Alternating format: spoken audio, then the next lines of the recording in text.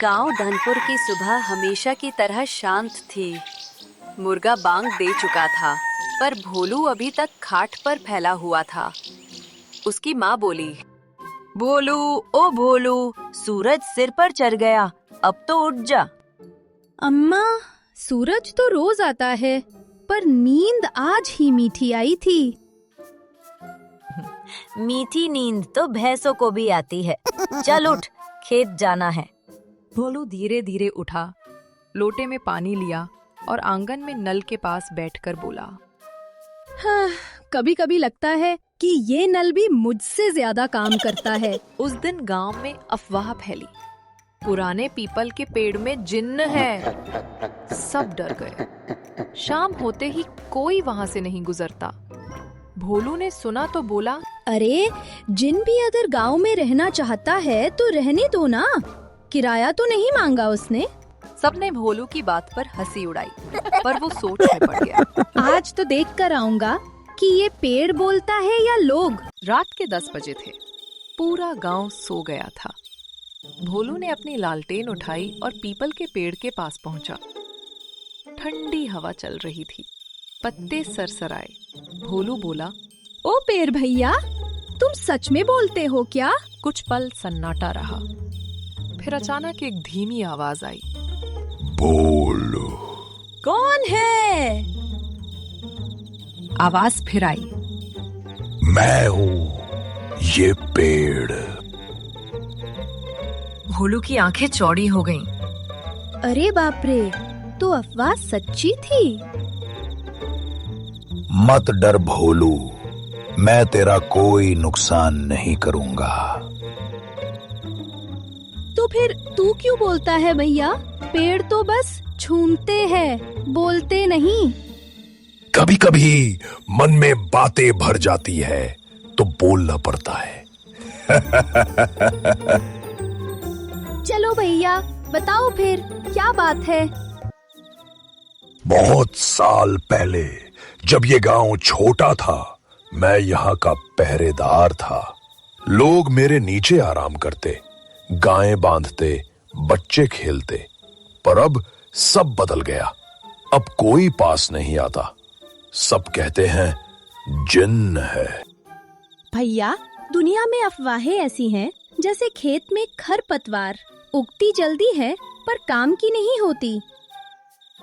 तेरे जैसी समझदारी सब में होती तो मैं आज भी अकेला ना होता। तो मैं तेरा दोस्त बन गया। सच? हाँ, अब रोज आऊंगा तेरे पास, कहानी सुनूंगा, अपनी सुनाऊंगा। पेड़ की शाखाएं झूम उठीं, जैसे वो सच में खुश हो गया हो। अगले दिन से भोलू रोज वहां जाने लगा। कभी पेड़ से बातें करता, कभी गाना गाता, कभी अपनी शिकायतें बताता। भैया, आज अम्मा ने पराठा ले दिया। भैया, गांव का मुखिया कहता है मैं कामचोर हूँ। पेड़ हर बार धीरज से जवाब देता, भोलू, जो सच्चा होता है उसका काम देर से सही पर दमदार होता है।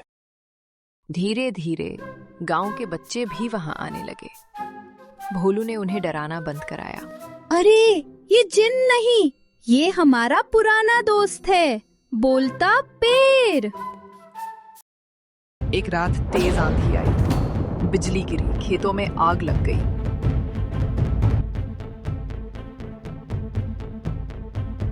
भोलू दौड़ता हुआ पेड़ के पास पहुंचा। भैया, मेरे घर की झोंपड़ी के पास आग लग गई। मेरी सूखी डालियां तोड़ ले भोलू, पानी में डुबाकर झोपड़ी पर मार, हवा की दिशा मोड़ जाएगी। भोलू ने वैसा ही किया। धीरे धीरे आग झोंपड़ी से हट गई। गांव वाले भागे आए। भोलू, तूने सब बचा लिया। मैं नहीं, मेरे दोस्त ने बचाया। लोगों ने देखा, पेड़ की कुछ डालियां टूटी थीं, पर वो खड़ा मुस्कुरा रहा था। उस दिन के बाद गांव के लोग रोज उस पेड़ के नीचे बैठते, उसे पानी देते, फूल चढ़ाते। पेड़ अब अकेला नहीं था। कई महीने बाद शहर से कुछ लोग आए। बोले कि वो पेड़ काटकर सड़क बनाना चाहते हैं। भोलू खड़ा हो गया। नहीं, ये पेड़ सिर्फ लकड़ी नहीं है, ये हमारी याद है, हमारा दोस्त है। सरपंच ने कहा, भोलू, पेड़ की जगह सड़क बनेगी तो गांव तरक्की करेगा। तरक्की उस दिन होगी जब हम अपने पुराने रिश्ते निभाना नहीं भूलेंगे। सड़क दूसरी बना लो, पर दोस्ती मत काटो। सब चुप हो गए। भोलू की बात सबके दिल में उतर गई।